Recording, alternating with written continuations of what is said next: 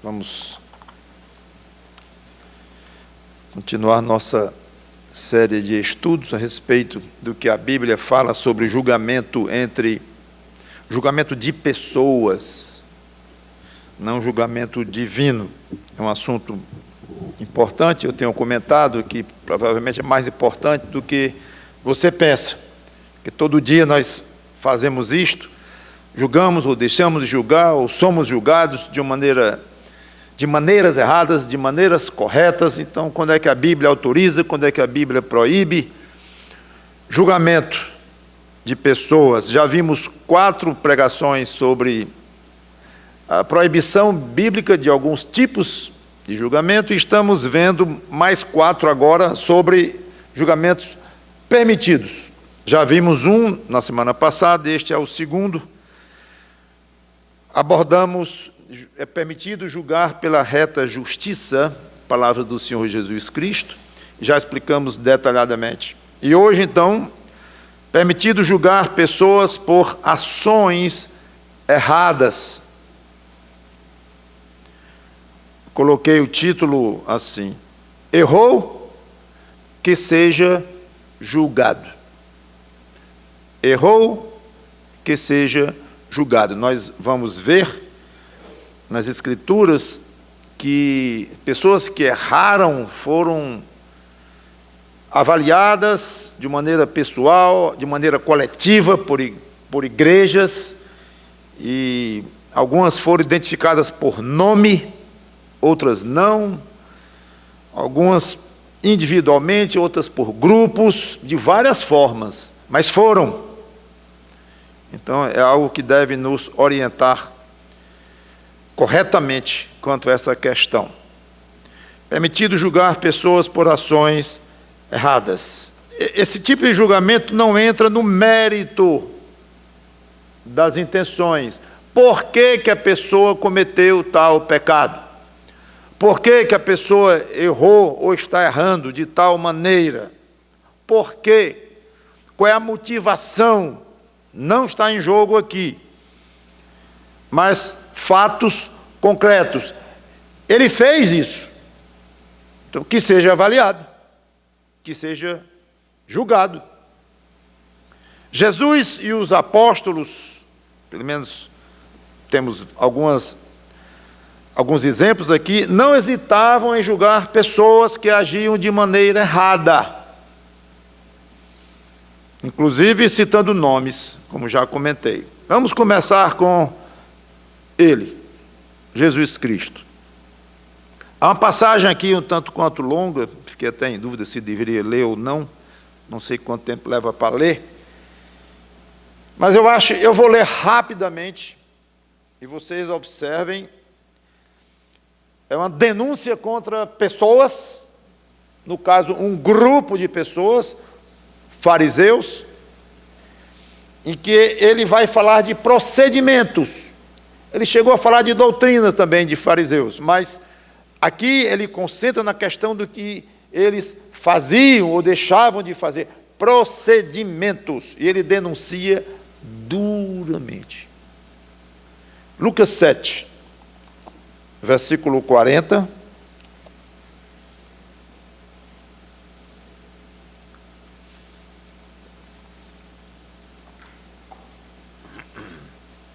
Mas a passagem que eu quero estar é Mateus 23. Lucas 7 é outra, mas já que eu anunciei Lucas 7, vamos a Lucas 7.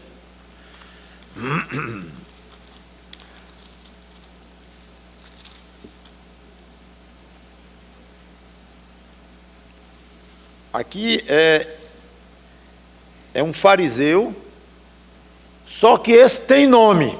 Não, esqueçam o grupo inteiro que vai ser abordado em Mateus 23, vou já chegar lá. Mas antes disso, é um bom exemplo de uma denúncia pública que Jesus faz de um homem, no caso um fariseu, e citando por nome. Versículo 40. Dirigiu-se Jesus ao fariseu. Lá no começo, no versículo 36 da história, lá diz que um fariseu convidou Jesus para que fosse jantar com ele. Então Jesus, entrando na casa do fariseu, tomou lugar à mesa. E uma mulher da cidade pecadora, sabendo que ele estava à mesa na casa do fariseu, levou um vaso de alabastro com unguento, perfume. Estando por detrás aos seus pés, chorando, regava-os com suas lágrimas e os enxugava com os próprios cabelos, e beijava-lhe os pés e os ungia com unguento. Ao ver isto, o fariseu que o convidara, disse consigo mesmo: se este fora profeta, bem saberia quem e qual é a mulher que lhe tocou, porque é pecadora. Dirigiu-se Jesus ao fariseu e lhe disse: Simão, em público, na casa do próprio Simão, uma coisa tenho a dizer-te. Ele respondeu: dize-a, mestre. Atencioso, né? Tinha acabado de dizer: se esse camarada aqui fosse profeta mesmo, ele sabia quem é que estava tocando nele e fazendo isso aí com ele aí. Dize-a, mestre. Não é à toa que Jesus denunciava esse povo de maneira tão forte.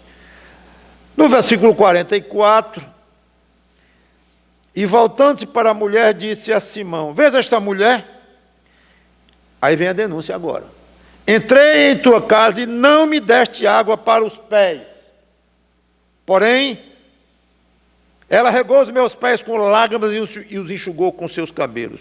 Não me deste ósculo ou beijo, um beijo de saudação que era comum. Ela, entretanto, desde que entrei, não cessa de me beijar os pés. Não me ungiste a cabeça com óleo, mas esta com bálsamo ungiu os meus pés. Por isso te digo, perdoados-lhe são os seus muitos pecados, porque ela muito amou. E a passagem continua, mas observem que ele fala de procedimentos, não falou em ensino, não falou no coração do fariseu, ele disse: você agiu mal comigo, não fez isso, não fez isso, não fez aquilo, e denunciou abertamente. Repito, na casa do próprio, Jesus sabia ser muito duro com o erro, com a hipocrisia, com o pecado, muito duro. Mateus capítulo 23, ainda se dirigindo a fariseus também, agora não mais por nome individualmente, mas o grupo. Mateus 23, 13.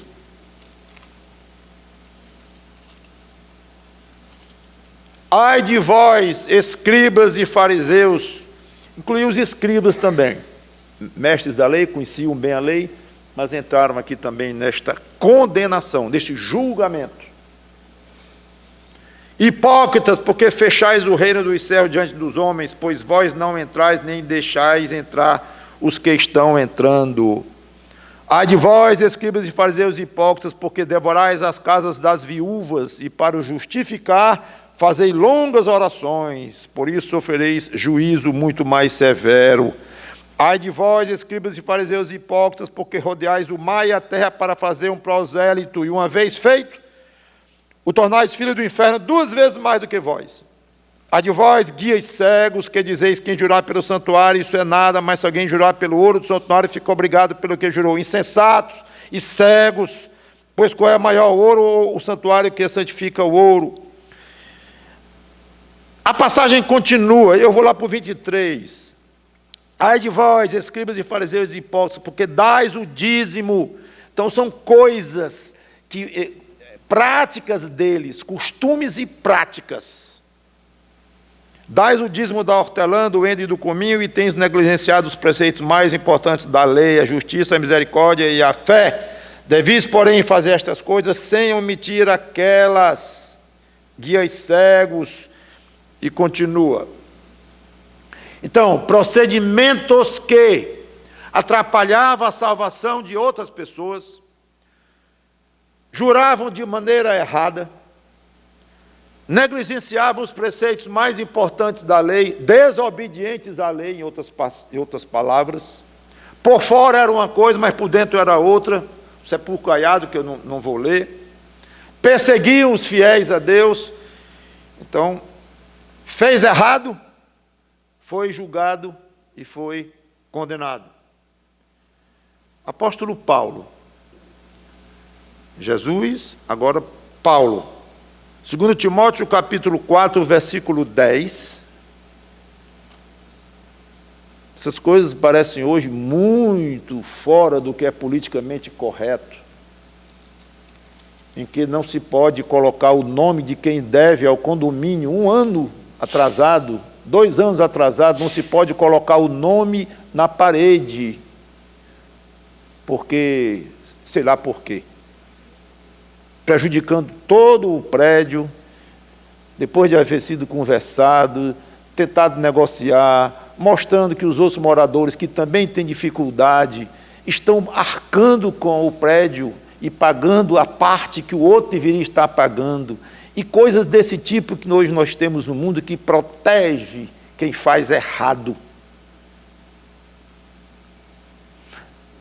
Veja como as coisas andam muito invertidas, e que quando se mergulha mais fundo nas Escrituras, encontra-se um tipo de procedimento muito fora de moda hoje, mas que é o correto. E eu fiz questão de trazer esse assunto do julgamento para vocês aqui, porque cada vez mais fica longe da nossa realidade a aplicação correta da Bíblia para muitas coisas, inclusive essa de julgamento. Você diz alguma coisa contra alguém, às vezes um criminoso, mas quando diz direitos humanos, já se levantam ali, 10 advogados vêm, já há pressão para calar quem está querendo avaliar de uma maneira justa, correta, e dizer, está errado. Está errado. Perseguidor, tem ódio, porque diz que está errado, fóbico, e não pode dizer que está errado? Que história é essa? Nós seguimos a Bíblia, e entre nós é correto, e é para ser correto dizer está errado, dentro dos preceitos que nós estamos tendo cuidado de colocar ao longo de quase 10 pregações, de 1 hora cada, mostrando o cuidado ao fazer isto. Não é algo meio ao acaso, irresponsável, absolutamente, mas é clara a indicação de que há momentos em que, nem há momentos, de uma maneira normal na vida, faz parte, aos olhos das Escrituras, errou, que seja julgado. 2 Timóteo 4 e 10, aí vem Paulo e diz, porque Demas, tendo amado o presente século, me abandonou, desviou-se da vida. Eu estou vendo, eu não sei por que ele fez isso, se ele é crente, se ele não é crente, se foi uma conversão sincera, se não foi. Eu só sei o seguinte, ele me deixou, me abandonou, porque está lá no mundo, amou o mundo. Vejam, observem, a vida dele está errada, e eu estou aqui denunciando, condenando. E o nome de Demas entrou nas Escrituras, gente. 2000 anos depois, nós estamos falando aqui desse cidadão, uma pessoa física lá, que muitos conheciam, porque ele citou o nome, Demas, tendo amado o presente século, me abandonou, e foi para Tessalônica. Lá no versículo 14, Alexandre, eu sei, é aquele que é, não, é o latoeiro, não é aquele que trabalha lá na roça, não. É o latoeiro. Diga o nome, não diga a profissão dele, para que não haja a menor dúvida de quem eu estou falando. Alexandre, o latoeiro, causou-me muitos males. Por que ele causou, eu não sei. Mas causou. É fato. O Senhor lhe dará a paga segundo as suas obras. Segundo Pedro, capítulo 2, versículos 2 e 19, Não cita nomes, mas fala de procedimentos. Eu vou pular, Pedro. Vamos para João. 3 João. 3 João, o capítulo é o 1, porque só tem um mesmo. Versículos 9 e 10. Escrevi alguma coisa à igreja, mas Diótrefes, nome,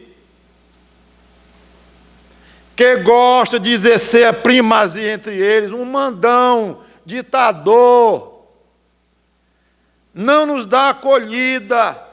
Por isso, se eu for aí, far-lhe-ei lembrar as obras que ele pratica. Obras que ele pratica. Você faz isso e isso e isso, seu Diótrefes.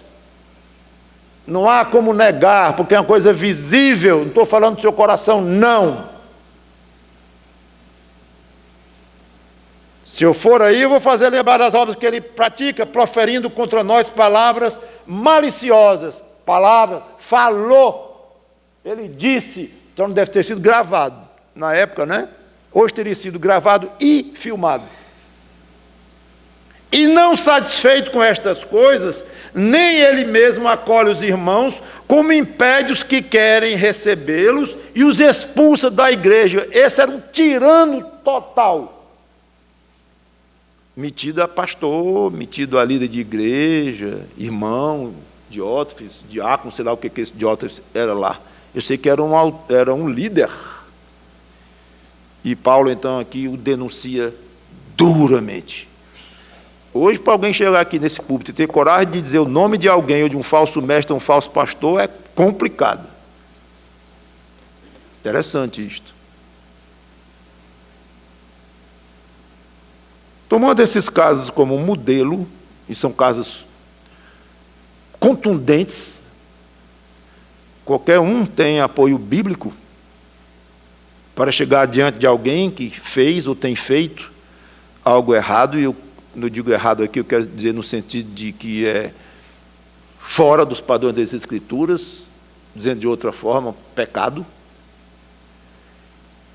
e dizer diretamente, irmão ou irmã, você está errado, você tem pecado nisto.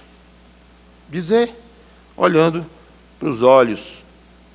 E se vier o irmão querendo dar lição de moral, citando Jesus, que eu preguei sobre esse assunto, inclusive, foi a primeira pregação nessa série sobre julgamento de pessoas, na questão da trave no olho. Não, você vem me dizer que eu estou errado, você vem me julgar, é? Tira a trave do seu olho, para que você veja o cisco no meu olho, como Jesus disse, ainda quer lhe dar uma lição de moral, não aceite. Não aceite. Eu sou pecador, sim, você tem razão. Mas não significa que, por eu ser pecador, que eu ando com a trave dentro do meu olho, e que todo pecador, como todo ser humano anda com a trave dentro do olho. Não, o que Jesus quis dizer ali, aquilo ali, eu já expliquei isso, inclusive, para vocês. Na época, eu não quero estar repetindo. Mas isso não caracteriza, aquela característica ali é de alguém que visivelmente está tendo uma vida errada também, visivelmente pecando, reprovável, aí vem chamar a atenção do outro. Esse é o ponto. Mas claro que para se aproveitar disso, é fácil dizer, não venha falar comigo, você é pecador, tira a trave do olho. Eu não tenho trave no olho, não. Eu levo muito a sério a minha vida cristã, peco, confesso, peço perdão a Deus constantemente pelos meus pecados, peço perdão aos irmãos, ou até a não irmãos, contra os quais eu pequei. Eu tenho levado a minha vida cristã de uma maneira séria, consciente, tenho trave no olho, não. E se eu tenho algum cisco, procuro tirar rapidamente, mas não é assim, não. Ou seja, insista, e, desculpe aí, meu irmão, mas eu não vou abrir mão aqui da minha condição de dizer que você está errado ao fazer isto. Pergunta: é obrigatório obrigatório sempre confrontar qualquer um que tenha cometido ou está cometendo qualquer tipo de pecado? Não. A não ser que seja pecado contra você. Sim. Biblicamente, o recomendado é que você trate. Que eu não vou nem entrar neste assunto aqui, porque é uma coisa que muitos crentes falham. E se sentem agredidos, se sentem magoados com alguém e não vão confrontar. Isso está errado. É para confrontar, sim, quando é um pecado contra você, que está lhe agredindo, está lhe impedindo de andar em paz com aquela pessoa, de uma maneira geral, e você precisa tratar. Mas não sendo o caso assim, você vê alguém errando, ou pecando, ou cometendo algum tipo de erro, não há uma obrigação bíblica de qualquer pecado que você vê, em qualquer pessoa, você sai correndo para lá e vai logo chamar a atenção. Tal. Não, isso é algo que você vai resolver caso a caso, não há uma regra para isto. Ore a Deus. Se você está se sentindo incomodado em estar vendo aquela pessoa fazendo aquele mau procedimento ou coisa assim, depende. Agora, o importante é ter um propósito bem definido, visando uma edificação. Não é falar por falar, não é falar para descontar que ele falou com você o mês passado, agora é sua vez agora. Não é assim. E eu vou encerrar, inclusive, lá no final, vou falar da importância da nossa atitude ao repreendermos. Eu diria que é o segredo disto tudo. Atitude no coração para chegar e repreender, julgar alguém. Agora, se você não resolveu não falar com alguém, irmão X lá, aí chegou e pergunta, você acha que o irmão está errado em fazer isso? Não posso responder que eu não falei com ele. Pode. Se é alguma coisa pública, que está todo mundo vendo, um jogo, tem um jogo. Aí o irmão se comportou de maneira péssima no jogo. Chutou canela de companheiro de jogo e disse que não devia dizer. Foi horrível. Você não é obrigado a chegar para ele e dizer que ele errou antes de você poder dizer para alguém, se alguém, rapaz, o fulano comportou-se muito ruim, não foi? Foi. Não, eu não posso dizer, porque eu tenho que falar com ele próprio, eu não chamei e tal. Foi público, foi na frente de todo mundo viu o papelão que aquele irmão ali fez, claro que ele fez errado. Não precisa haver tanto cuidado, que é um cuidado exagerado. E parece que Jesus não gostava muito de pecado escondido embaixo de tapete, viu? Eles e os discípulos dele, os apóstolos dele, não queria que fossem expostos e fossem tratados, porque pecado é algo profundamente destrutivo numa igreja. Então, é para ser exposto mesmo. Para estar escondido e a boca miúda e falando assim, há maneiras, eu estou tentando passar para vocês, maneiras corretas, mas uma vez seguindo essas maneiras corretas, façamos e andemos pelo caminho das Escrituras. Prosseguindo. Além de exemplos de pessoas avaliando e condenando pessoas, como vimos até aqui, a Bíblia estabelece procedimentos para a igreja, agora falando em termos coletivos, examinar, julgar e condenar um membro. 1 Timóteo 5:20.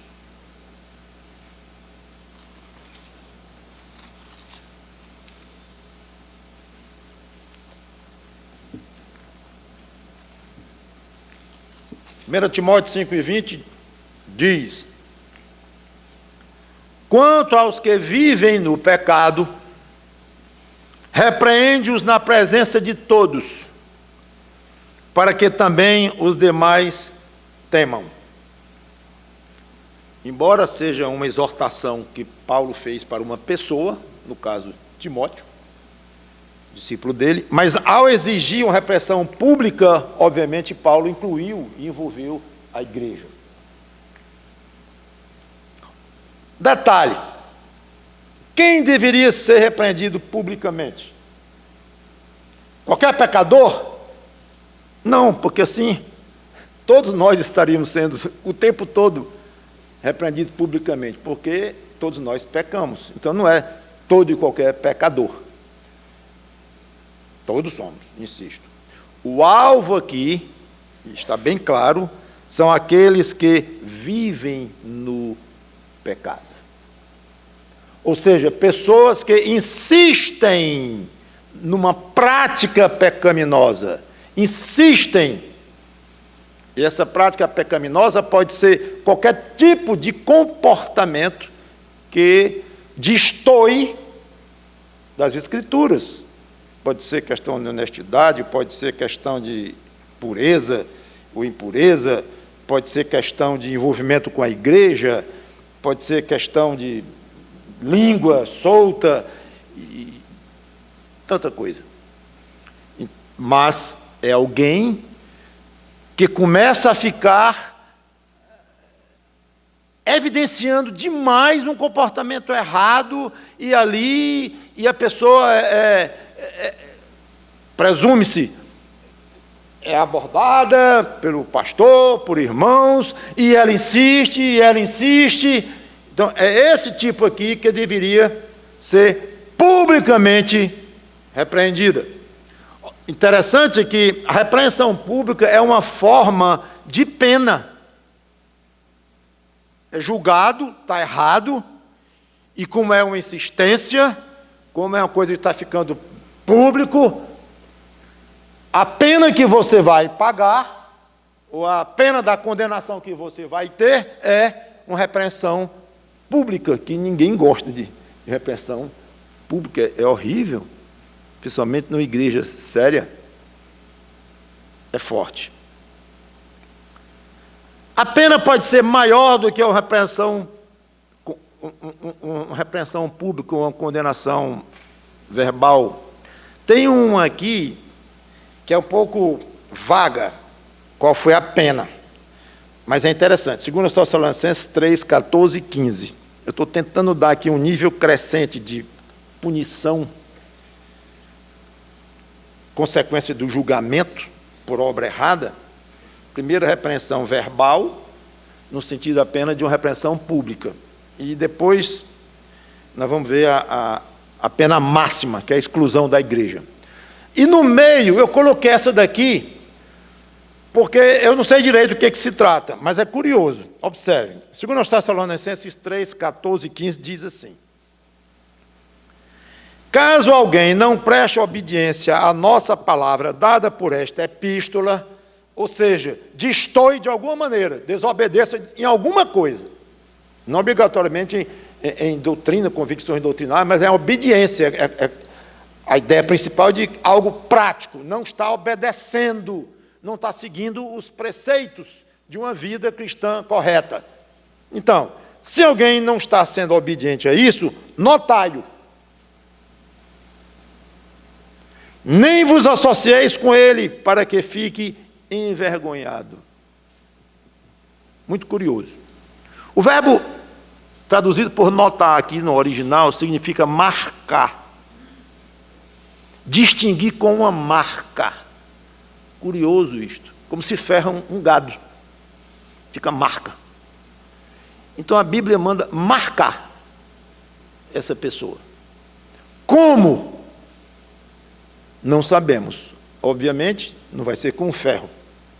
Mas uma leitura do nome em público, um tipo de advertência formal, ou ele já está dando a dica aqui, ao dizer, evita esta pessoa, que já é uma tremenda de uma marca.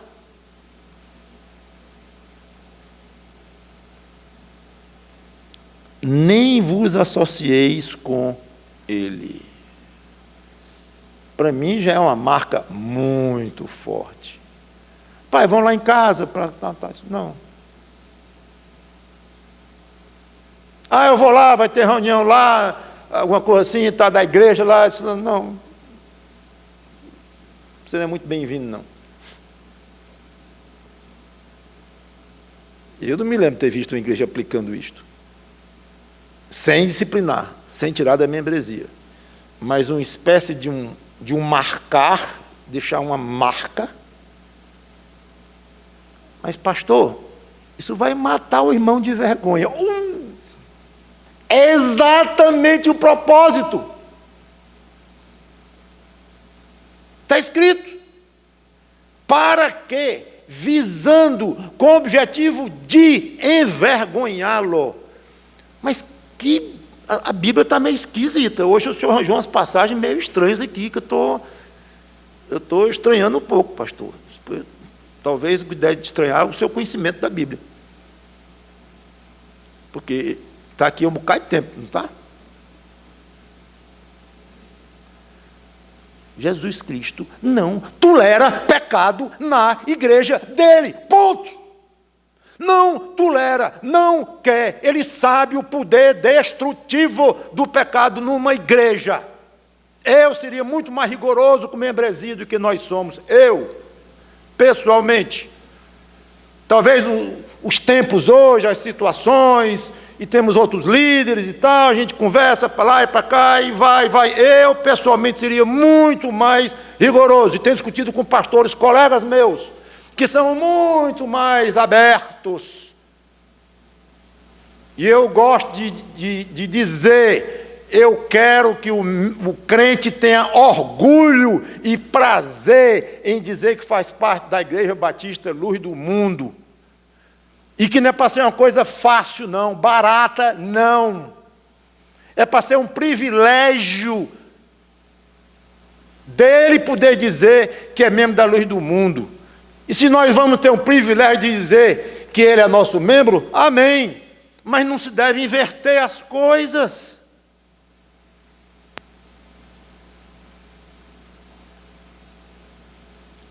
Comportamento correto. Rigorosamente correto, é o que Cristo quer para a sua igreja. Se um membro não anda assim, vai ser julgado, vai ser condenado. Não estou falando em condenação eterna, não, já expliquei isso, e é bom dizer toda pregação sobre este tema, está lembrando isso. Não estou falando de julgamento eterno. Quando eu falo em julgamento aqui, é repreensão pública, isso é um julgamento. Marca este irmão lá, não recebe no meio, isso é um julgamento. É isso que eu estou falando. E o fato é que toda a instrução bíblica é neste rumo. Esse rumo não tenha receio de constranger o pecador, que se diz crente, mas não está tendo uma vida coerente com o crente que ele diz ser. Tudo bem, então vá ser esse tipo de crente em outro lugar, não nesta igreja. É assim que eu vejo nas Escrituras. Que nesta igreja, que eu não digo nesta aqui, é na de Paulo. E que nós hoje não imitamos.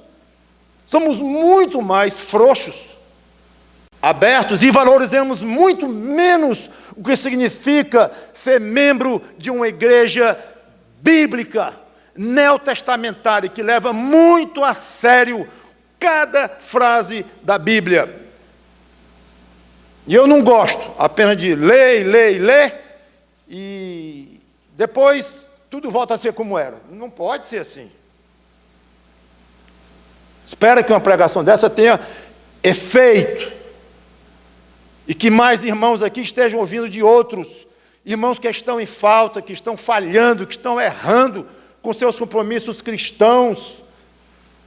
E nós pensamos 10 vezes antes de usar a palavra pecado. Vamos usar, mas sem abusar. O irmão está pecando numa vida quase igual à do mundo. Mal se vê uma luz brilhando, e se está brilhando é por lá, nunca vem brilhar para cá, nem a gente vê a sua luz brilhando, porque não aparece. Ou vem uma vez ou outra, como se fosse um ritual religioso, perdido aqui e acolá. Isso é o que nós entendemos das Escrituras, é este tipo de compromisso que Cristo quer dos seus crentes, com as igrejas locais. Não, não e não.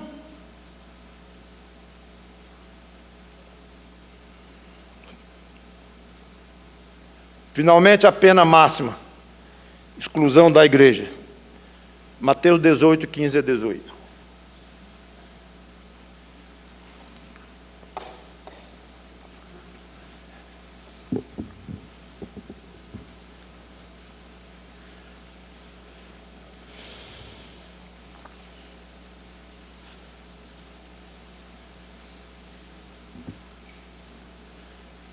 Palavras do Senhor Jesus Cristo. Se teu irmão pecar contra ti, vai arguí-lo entre ti e ele só. Se ele te ouvir, ganhaste a teu irmão. Assunto resolvido. Se, porém, não te ouvir, toma ainda contigo uma ou duas pessoas, para que, pelo depoimento de 2 ou 3 testemunhas, toda palavra se estabeleça. Resolveu levar as testemunhas? Resolveu. Ótimo. Se ele não os atender, terceira providência. Diz-o à igreja. E se recusar a ouvir também a igreja, considera-o como gentil e publicano. Isso significa tira da comunhão da igreja, como só os crentes têm esta comunhão. Gentil e publicano significa, é um sinônimo aqui de alguém não reconhecidamente crente. Considera-o como gentil e publicano, deixa ele vir aos cultos, pode assistir, pode vir e tal, dependendo da gravidade da situação aqui, que às vezes nem isso, como já vimos, mas, ao considerar como gentil e publicano, isso aqui não é uma exortação direta para que seja expulso fisicamente, nunca mais pise lá. Não. É para ser expulso da comunhão, da membresia da igreja. Essa é a pena máxima.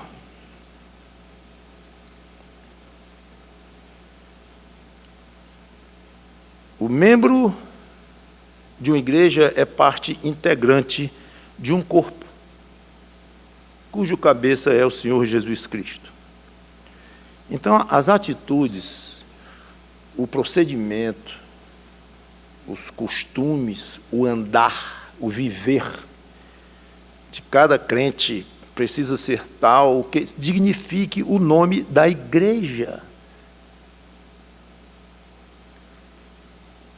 E por trás, ou por cima do nome da igreja, o nome de Cristo, que deu o próprio sangue para comprar a igreja. Quando a gente se lembra quanto custou a Cristo para esta igreja poder existir biblicamente, legitimamente como uma igreja cristã bíblica, custou o sangue dele. Por isso é que eu gosto de dizer que deveria ser feito de uma maneira tal que os membros tenham orgulho, satisfação, se sintam privilegiados em fazerem parte de uma igreja que entende que a sua mera existência, o poder existir, biblicamente falando, dependeu do sangue de Cristo. Ora, qualquer igreja que se faz por aí, de qualquer jeito, faz um papel aí, chega no cartório e registra, estatuto, isso aí é fácil. Então, tem centenas de igrejas de todo jeito, de todo nome. Isso que eu estou todo tempo qualificando, para poder existir legitimamente como uma igreja bíblica séria, não são tão muitas assim, não. Não quero ter aquele complexo que nós somos a única igreja fiel no mundo. Não, não, não, não. Graças a Deus há várias. No mundo tem muitas. No país, no estado, na cidade. Vai diminuindo, né? Mas o fato é que, sem importar se tem muitas ou poucas, nós deveremos fazer questão de pensar que Cristo olha para nós e dizer assim, esta igreja me honra. Essa igreja através dos seus pastores, dos seus diáconos, da sua liderança e dos seus membros, essa igreja entendeu o que eu fiz para essa igreja poder existir. Então, não ouviu a igreja, o irmão foi falar com ele, não resolveu. Levou 2 ou 3, não resolveu. Levou a igreja.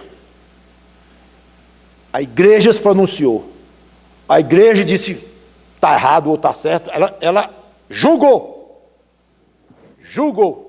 o caso entre o irmão A com o irmão B. Não se entenderam, levou o irmão A, levou 2, não resolveu, aí o irmão A levou para a igreja, eu tenho uma coisa contra o irmão B. O que é? Aí estabelece-se lá o caso, examine-se, aí vem a igreja e diz assim, o irmão A tem razão.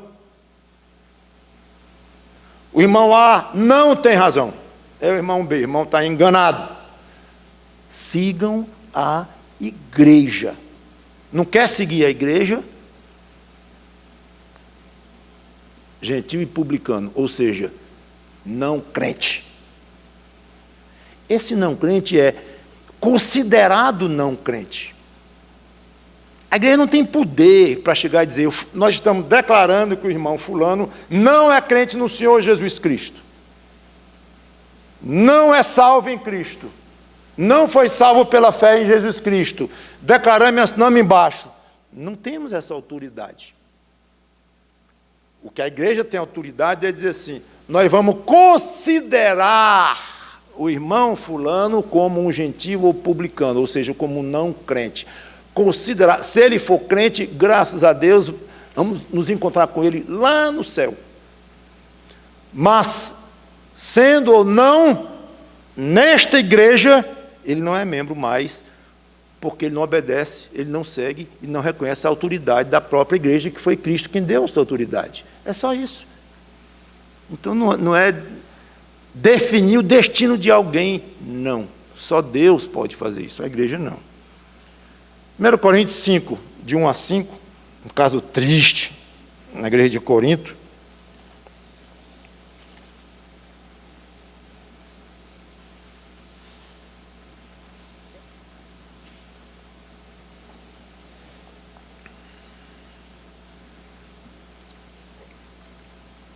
Primeiro Coríntios 5, de 1 a 5, nós lemos assim.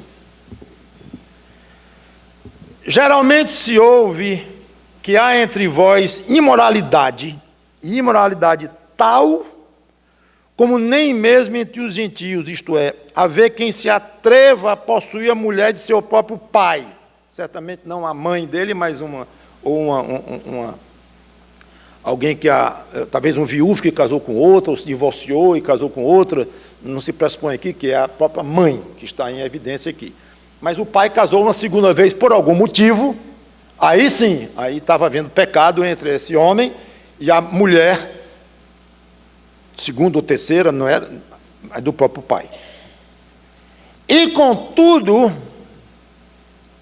andais vós ensoberbecidos e não chegastes a lamentar, para que fosse tirado do vosso meio, tirado, expulso, arrancado do vosso meio. Quem tamanho ultraje praticou? Praticou contra quem? Contra a igreja do Senhor Jesus Cristo. Eu, na verdade, ainda que ausente em pessoa, mas presente em espírito, já sentenciei. Aqui fala com autoridade de apóstolo. Como se estivesse presente, que o autor de tal infâmia seja, em nome do Senhor Jesus Cristo, reunidos vós e o meu espírito, com o poder de Jesus, nosso Senhor, entregue a Satanás, para a destruição da carne, a fim de que o espírito seja salvo no dia do Senhor Jesus. Lá nos versículos 12 e 13, não, depois eu vou para o versículo 12. 3 observações. Primeiro, Paulo julgou a ação do homem e decretou o que devia ser feito. Obviamente com a autoridade aqui de apóstolo.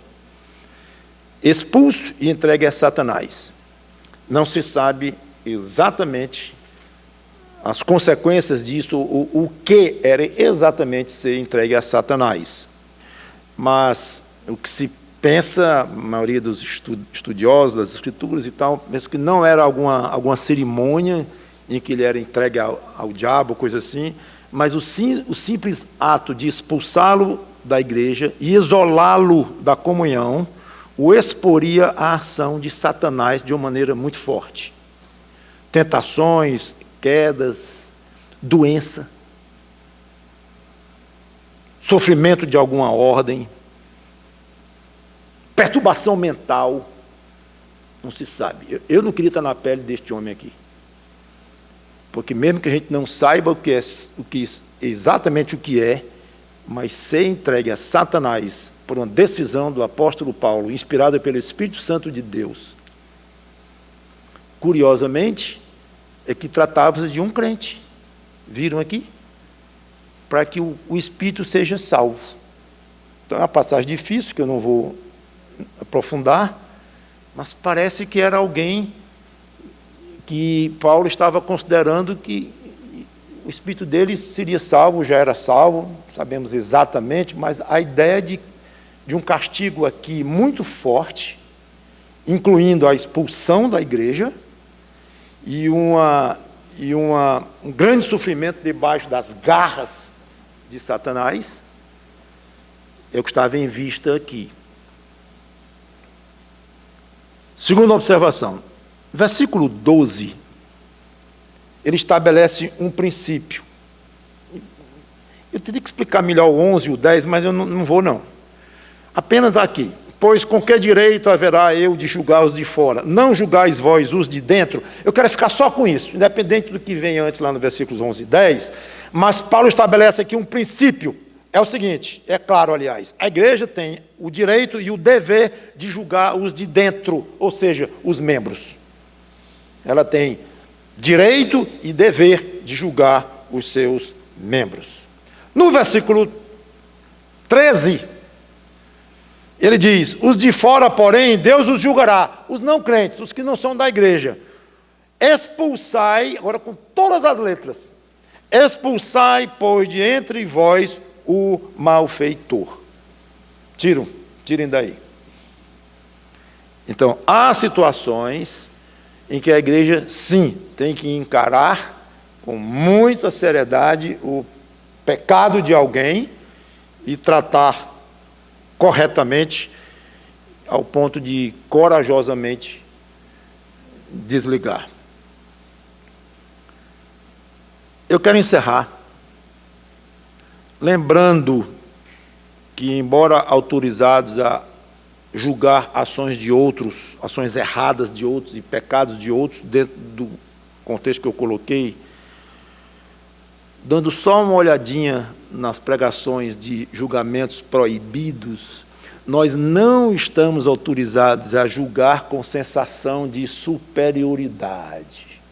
O primeiro assunto tratado de julgamento proibido. Nós falamos aqui o tempo todo de você ter liberdade e até dever de julgar alguém, de confrontar, de falar, e levar osso para conversar com a pessoa, e a igreja examinar isso. Incentivei o crente individualmente a ser mais ousado em confrontar o pecado de alguém, lembrando que Cristo visivelmente não quer pecado de crente dele, membro de uma igreja dele, embaixo aí do tapete, ou escondido, ou mal exposto, não quer, é para expor, às vezes até de maneira dura, para envergonhar. Esse envergonhar está olhando para, adivinha o quê?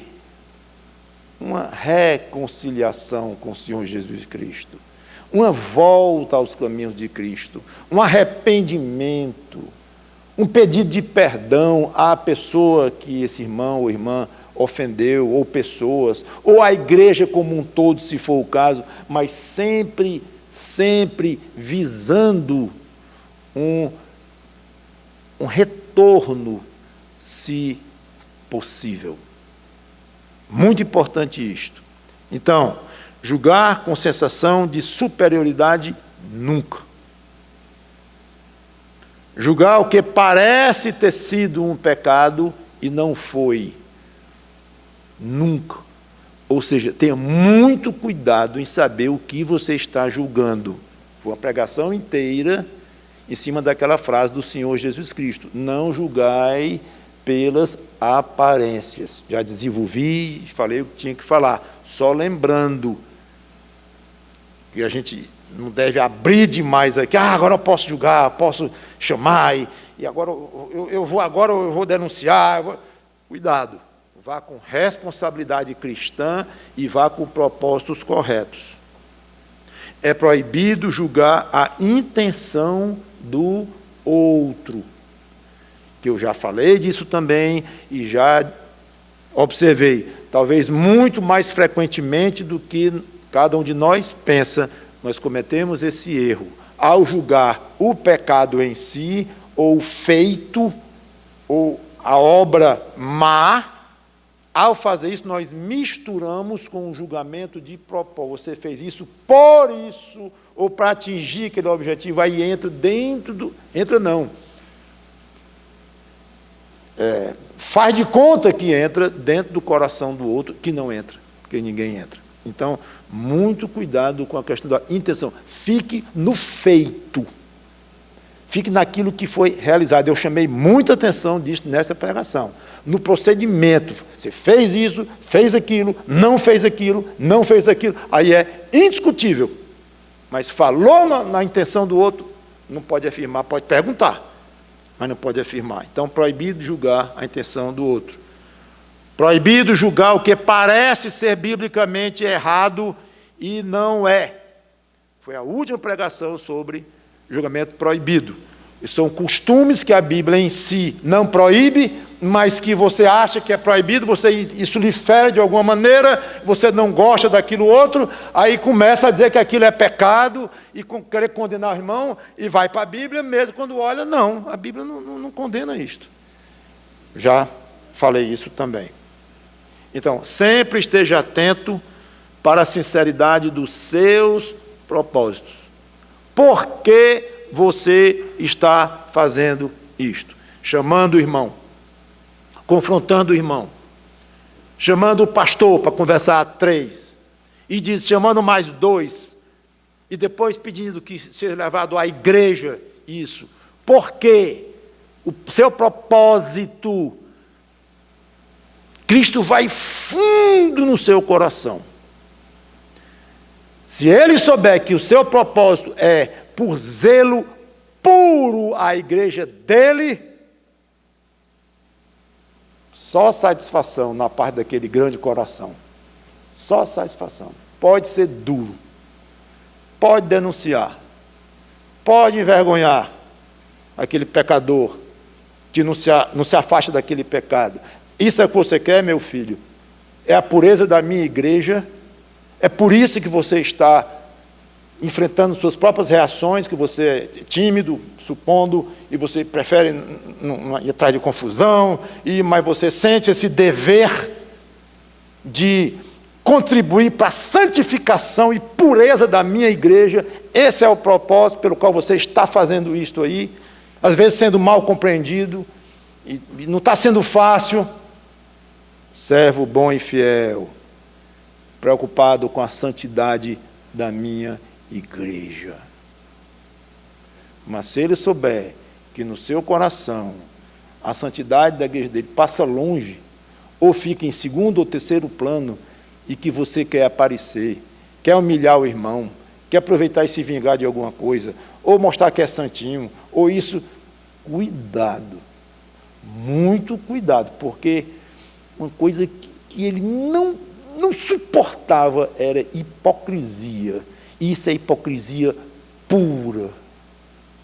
Você fazer de conta que está interessado na santidade da igreja dele, está denunciando o irmão A e julgando o irmão B e tudo isso, mas os seus propósitos lá dentro não são corretos. Você vai ser julgado, você que vai ser duramente julgado por ele.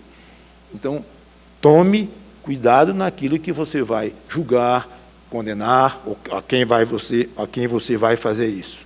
E seja humilde, reconhecendo que você é sujeito às mesmas falhas, se não piores, aos mesmos pecados, se não piores. Reconheça isso, nada de superioridade. E seja humilde ao ser julgado, quando vier de lá para cá, quando você for abordado. Irmão, tem uma coisa contra o irmão, contra você. Epa. Nesse momento, a sua atitude, primeira atitude sua, Senhor, me ajuda, dá-me sabedoria para ter humildade, largueza de ouvir o que esse irmão está dizendo que tem contra mim. Vamos ouvir, vamos conversar, não se julgue acima da possibilidade de fazer uma coisa errada ou pecar. Irmão, eu quero falar com o irmão contra um erro seu, ou um pecado, eu estou acima disso. Ninguém diz assim, é tão absurdo que ninguém diz. Mas você sabia que muitos pensam, talvez não de uma forma tão direta, tão chocantemente arrogante, mas tem alguns que reagem de uma maneira tal que a impressão é que eles se acham realmente acima da possibilidade de pecar, ou de pelo menos ser repreendido por um pobre do irmãozinho qualquer. Você mesmo pastor, e olha lá, porque eu sei um bocado de cor desse pastor também. Então, atitude péssima. Então, se você for abordado e fosse chegar a hora de você ser julgado, que aceite isso com humildade para a glória do Senhor Jesus Cristo e com o mesmo propósito, quando você está do outro lado, visando a santidade da igreja de Cristo. Que Ele nos ajude nessas coisas tão difíceis. Tão difíceis.